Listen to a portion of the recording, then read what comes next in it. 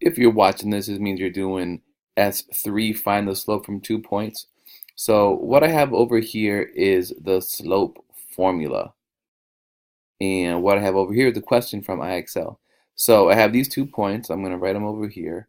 7, 4, and 10, 2.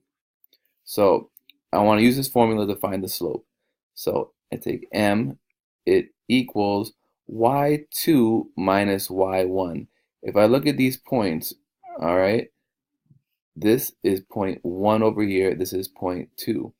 The y values are right there. So it always goes x and then y, x and then y. So this is y1, that is y2.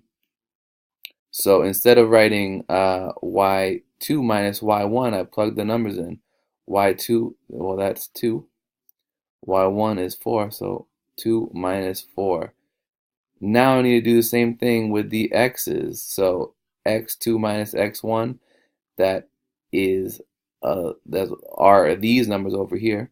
So the 10, that is the x2.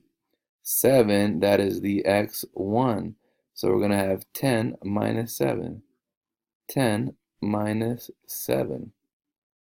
If you simplify this, it becomes m equals, well, 2 minus 4, that's negative 2. 10 minus 7, that equals 3. So there you go. That is the slope. And what this formula means, y2 minus 1, that's really how much are you changing vertically. That's the rise. Then x2 minus 1 minus x1, that's how much you're changing horizontally. That is the run. So this formula gives you what you'd see on a graph, and the slope is negative 2/3. Let's check. Did I do it right? Negative 2 divided by 3. Keep it up, Mr. Darkus. Nice job.